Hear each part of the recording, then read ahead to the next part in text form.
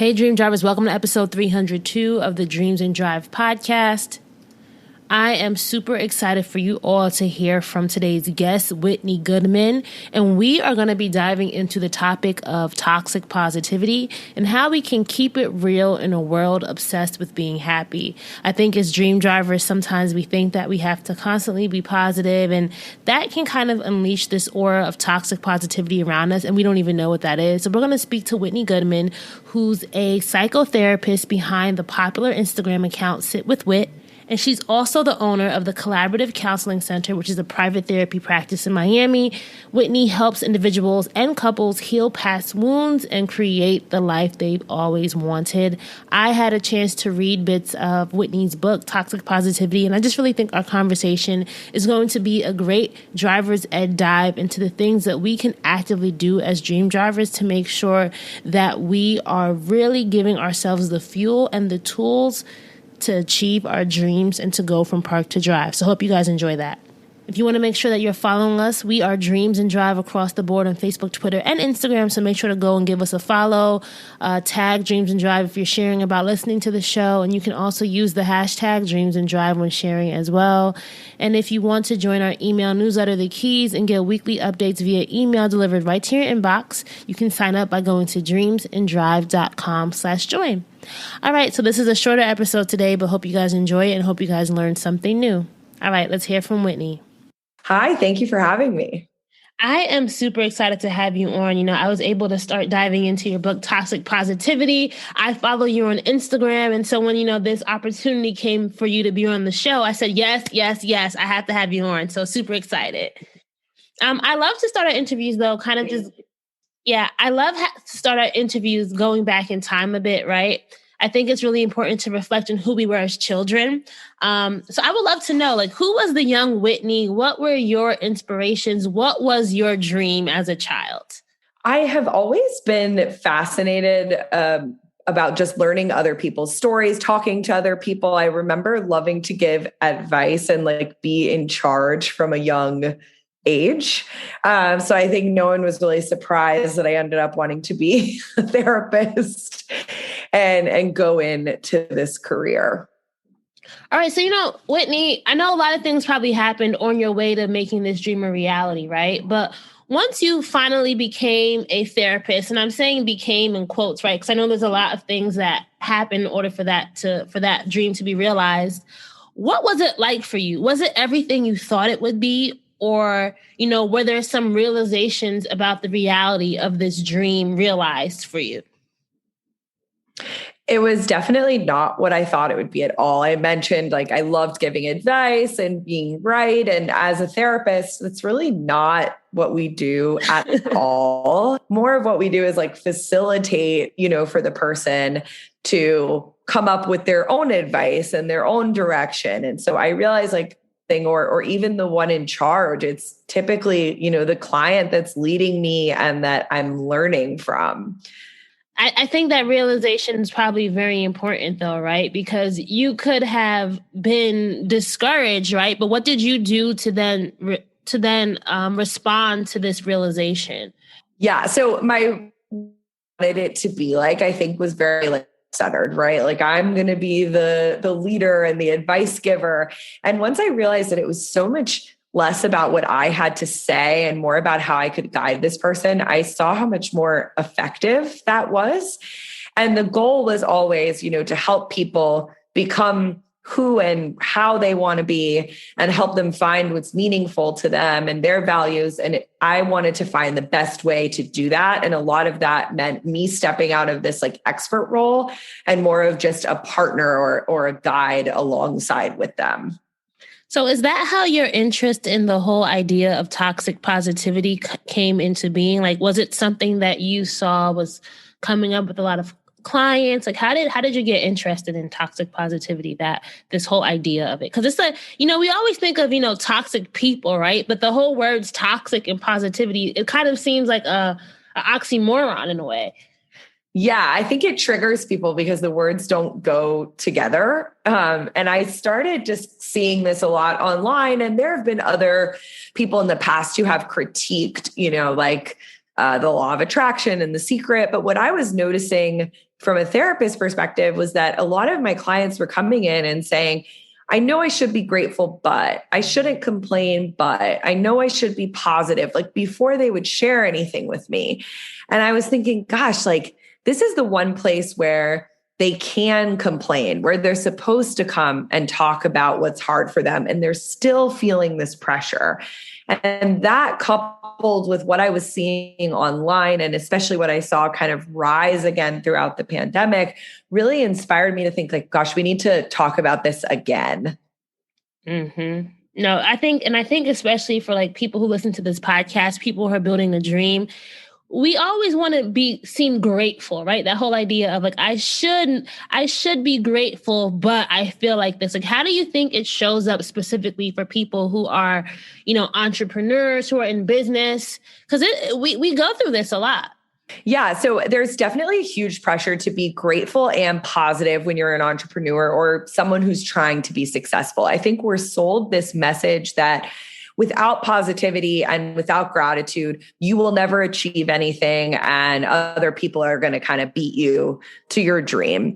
And what I see is that, yes, being positive is important and being grateful is important, but actually as an entrepreneur, you need to be able to look out for problems. You need to see what is negative or what might need fixing if you want to be successful. Just having a positive attitude can actually inhibit a lot of your growth. Oh, I love that. It reminds me of the chapter that you have about like stop shaming yourself, right? And when positivity doesn't help in your book. And I think that those ideas of shame and just admitting like this isn't going well, it's something a lot of us don't want to face or we don't want to admit. Exactly. I had another business before I started my book that was like a shared office space in Miami, and I had to shut it down during the pandemic. And that was such a time where I was like, gosh, I'm afraid to admit this out loud. I don't want to tell people that it failed, but it was the best business decision for me to shut it down. And had I been continuing to say, I just need to be positive, it's going to turn around, I actually think I would have just lost more money right? And really not been able to focus on what was important to me, like this book or my therapy clients. A lot of it is just like reorienting yourself to what is right for you in that moment. Yeah, because I think like sometimes toxic positivity can make you stay in situations that are really just not good for you, right? Absolutely. I think we see this in relationships, in jobs, career paths where people will say like, oh, come on and get better. Or you worked so hard to get there, or just give it a little bit more time.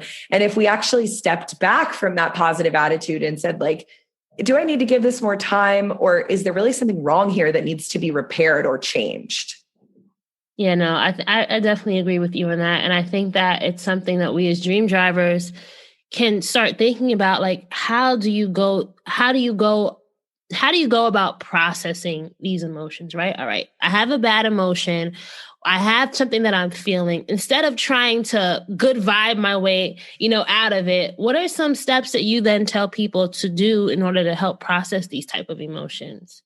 So the first step, I think, is just to look at the emotion as being neutral. So it's not good, it's not bad, it's just a feeling. We feel weird, different feelings all the time. And when we label them, it gets more difficult to process them. So after that, then you can say, all right, what is this experience like for me? Like, what am I feeling physically?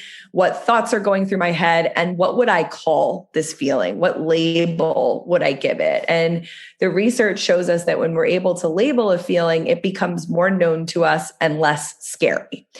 Once that happens, you can kind of move more into logic and go back to what we were talking about before of like, do I need to do something about this feeling?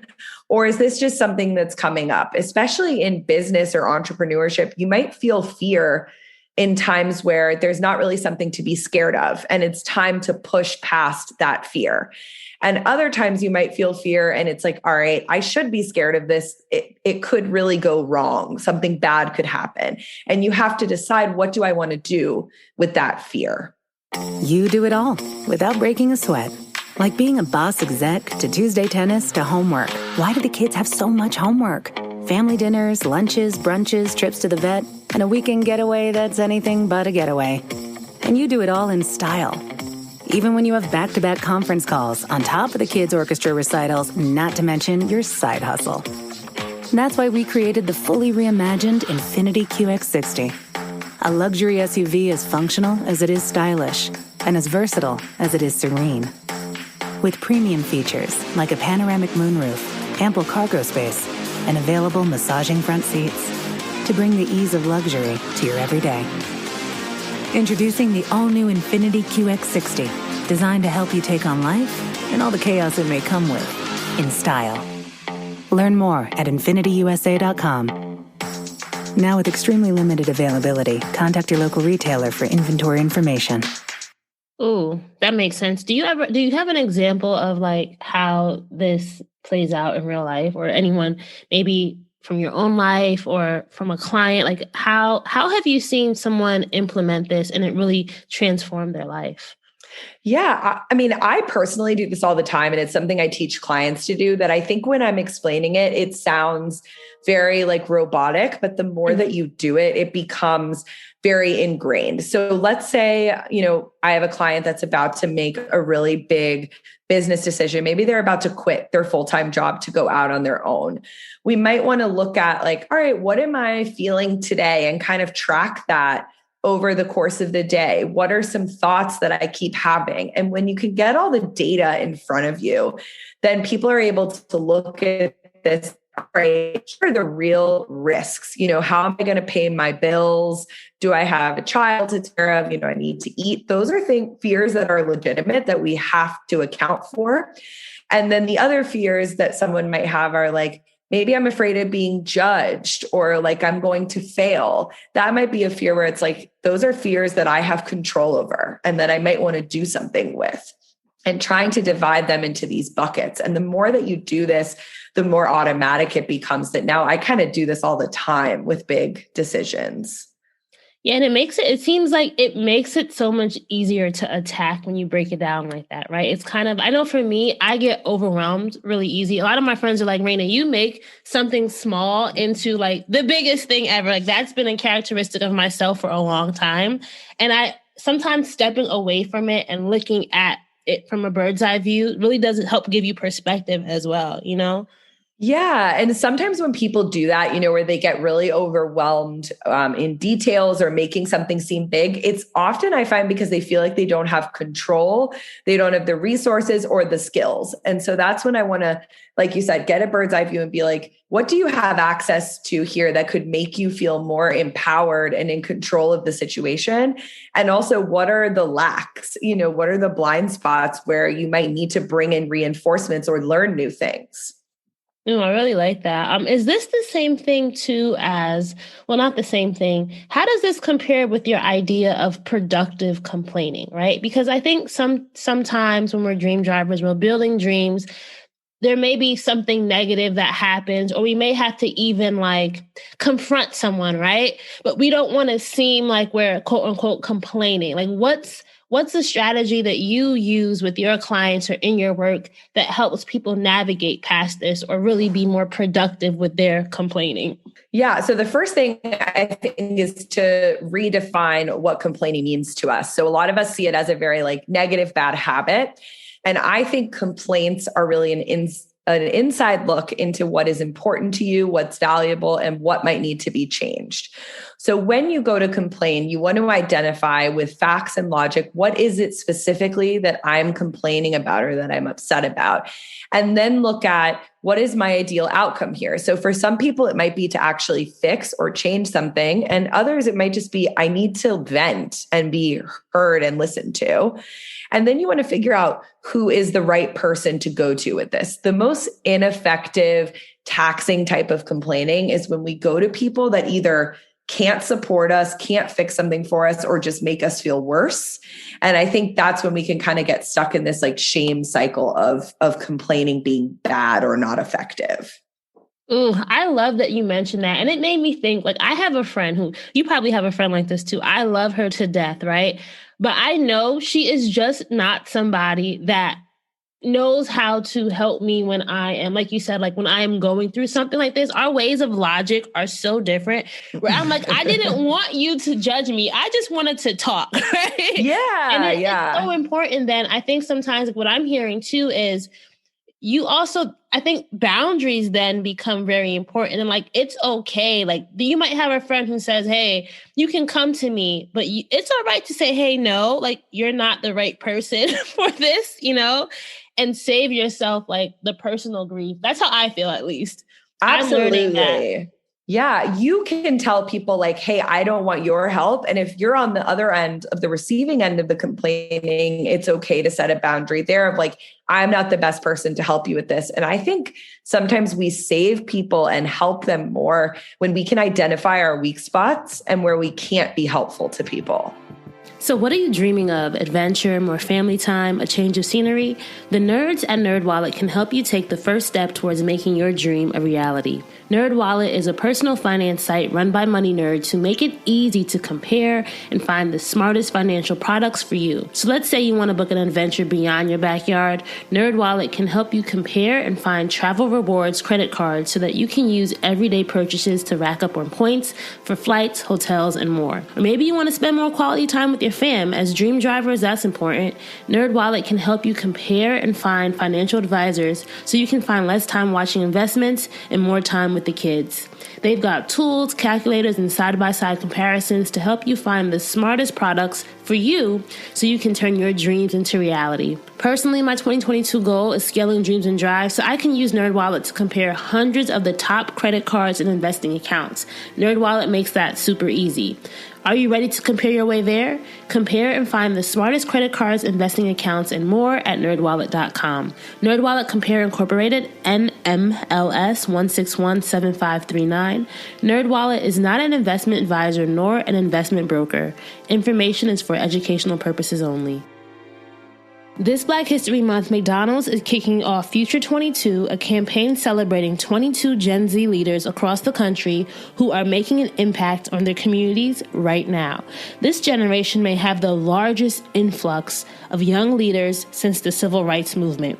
They're starting their own organizations, finding ways to empower youth and culture, standing up, and speaking out. McDonald's is showcasing their efforts and the impact they're having on the world. Did you know there's Black Sign Language? It's a form of American Sign Language that truly speaks our language. Student J.C. Smith is an advocate for the Black, deaf, and blind, and is an expert in BASL who works to help keep the tradition alive.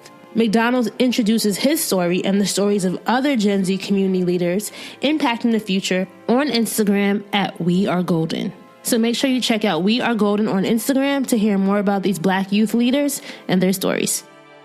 And it also helps you, I'm just saying this from a personal perspective, it also helps you not feel bad or rejected, right? That's my personal feeling sometimes if someone says, hey, I can't talk about this right now, or, I don't think you're the best person. For me, I might feel rejected, right? But by putting this framework, it's a way for me to then understand better and not then take it so personal. Because I know sometimes I can take things very personal. So I love that you explain it like that. Yeah, and really recognizing what our limits are. Yeah, no, that's very important. Very, very important. I love your Instagram page, right? And a lot of the things that you share. So like right now I'm looking at a quote that says self-improvement can become a lot like dieting, right? I feel like your page is very different compared to like self-help pages. Like you keep it real, right? How do you navigate being this person online with such a distinct opinion and such a distinct voice? Because a lot of us are building, dreams or building visions that may not be the mainstream vision, right? So it's really important that you have this solid belief in what you're doing. Can you share with our dream drivers some of the things that you do to really, stay true to what your mission and vision is? Yeah, I used to take any comment that disagreed with me like very personally. So that's something I've really tried to work on my own is like, how can I ensure that to the best of my ability, I'm not harming others, that I'm speaking from a place of like integrity in line with my values, that respects the license that I hold as a healthcare professional. And then after all of that, knowing these are my beliefs and I have the voice that's going to resonate with some and really not resonate with others. And I have to just like stand confidently in that. And some days that's easier than others, of course. No, I definitely can understand. And, what do you feel like is the reason that helped your, Instagram grow so much? Do you think it's because you were being very honest and had this very specific point of view when it comes to psychotherapy, therapy in general? Yeah, I noticed actually I used like a social media company at first when I got started and my page wasn't growing at all. And the second I started really just writing like as me, putting up my own posts and captions, sounding like self was when things started to take off. If I tried to copy or emulate anybody else, it doesn't work. Oh, no, I think that's a great tip for anyone listening in. Like stay true to your voice because your voice is your voice for a reason. And I think it also goes with a lot of us doubting ourselves and doubting our visions and our dreams and our ability to even put a dream into motion. What's something else that, in your line of work that you think that a lot of times entrepreneurs or dream drivers struggle with when it comes to, when it comes to this idea of toxic positivity? I think that people just feel like they have to think a certain way in order to have success. And that if they kind of deviate from that mainstream, like motivational thinking or law of attraction, they won't get the things that they want.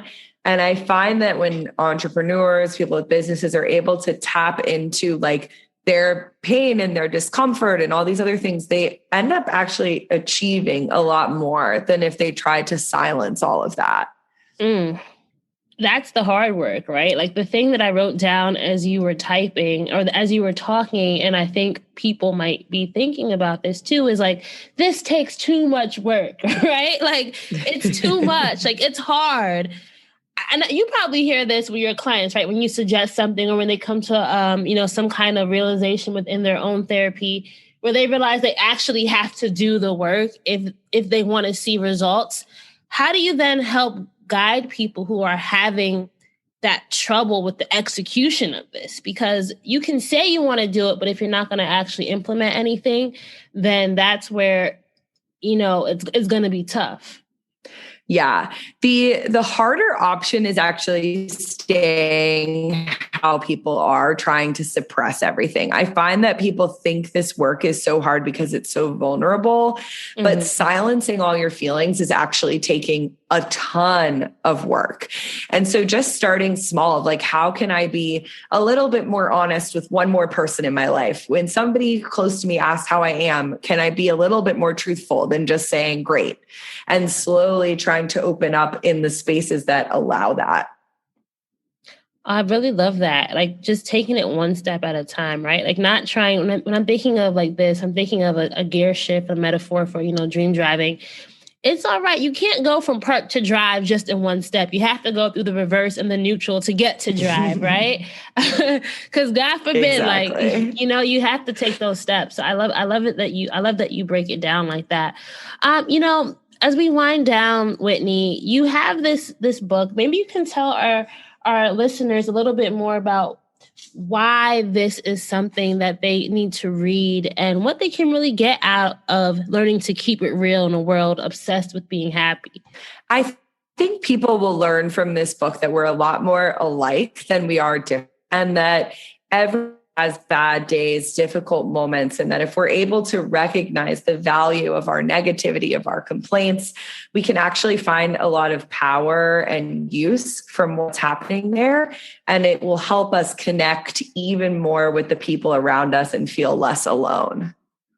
I love that. And especially because we're all existing, we're all in this new normal of a pandemic where our lives have changed dramatically, right? Like we were talking before we started, like we're both pandemic moms, right? And just the very act of raising a child during a pandemic, I feel like that could be like a whole subcategory, toxic positivity, new mom edition, right? Like Yes, you probably know, exactly. like people will try to make you at least for me, let me talk about myself. Like there have been times during the journey where people have made me feel like I can't express the uncomfortable parts of new motherhood, right? But it's when I did and when I started being real about those more taxing or troubling parts of it that I was able to find community, right? And I was able to find answers. I was able to find support. Because you can easily, like you said, like bottle it all up in and explode. And what happens? Who wants to explode? Exactly. Yeah. I experienced so much of that toxic positivity while I was pregnant, right after I had the baby. And it's well-intentioned, but like you said, when you're in a place where things aren't great, it's the last thing you want to hear. Right? Like, oh, it's okay that, you have to have a drive-by baby shower. At least you're alive. At least the baby's healthy. Right. I'm like, but do you not realize, like, this is not the way that, anyone imagined being pregnant, anyone imagined giving birth, anyone imagined going to doctor's offices. Please give me some grace to just be real. Yeah, that could be I completely understand that. Yeah, that could be a whole subsection, a new book, part 2. I just gave you an idea for a new category for you. As we wind down, Whitney, I always think it's important to talk about keys to success, right? You couldn't be a dream driver without your keys to success. So I would love for you to tell our dream drivers, 3 things that they need in their toolkit before they hit the road. And this can be like the toxic positivity edition, right? 3 guidelines, 3 tools, but help us, what would you recommend our dream drivers invest in? Yeah, I think emotional flexibility is huge. Resilience is definitely very important, and the ability to be wrong. Why is that one so important? The last one? Yeah, ability to be wrong. I think that to me is what makes certain entrepreneurs so successful, is to know when you need to cut your losses, when to say this isn't a good idea, even if you've invested everything into it, and be flexible.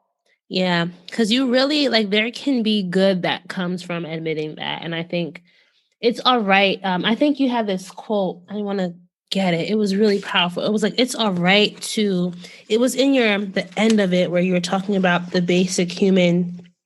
Oh, not everything is possible for every person, and your life will have meaning, purpose, and joy.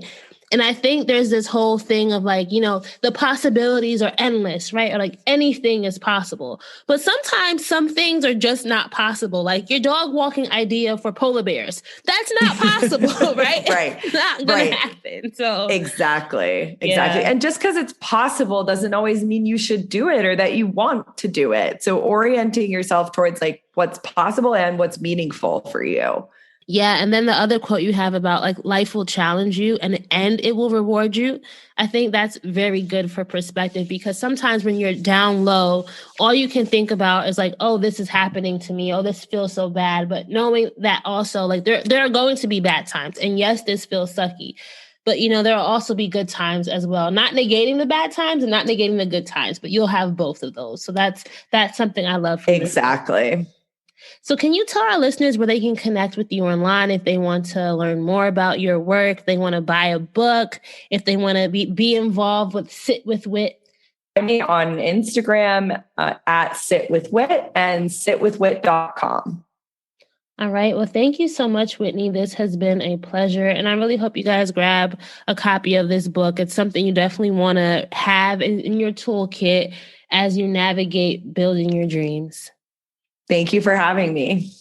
All right, so that's a wrap for episode 302 with Whitney Goodman. I hope you enjoyed hearing her dream driving journey as well as her keys to success and things that we can do as dream drivers to make sure that we are moving past toxic positivity and really keeping it real in a world that is obsessed with being happy. If you enjoyed this episode, if you found it useful, Please make sure to follow us online. We are Dreams and Drive across the board on Facebook, Twitter, and Instagram, and you can use the hashtag Dreams and Drive when sharing as well. And lastly, guys, if you want to get our weekly newsletter, The Keys, delivered to your email inbox, just sign up at dreamsanddrive.com/join. And wherever you're listening to this episode, please make sure that you are subscribed so that you get notifications every time we have a new episode. I'm always looking for new stories, so if you guys think you are somebody who would be great for the show, or if you know someone who would be great for the show, encourage them to go to dreamsanddrive.com/pitch to pitch their story. I'm always reading it. I'm always checking to see who is submitting, so please make sure you submit your story if you think you'd be a great guest on the show. Keep dreaming, keep driving, and we'll chat again in episode 303. Bye, guys.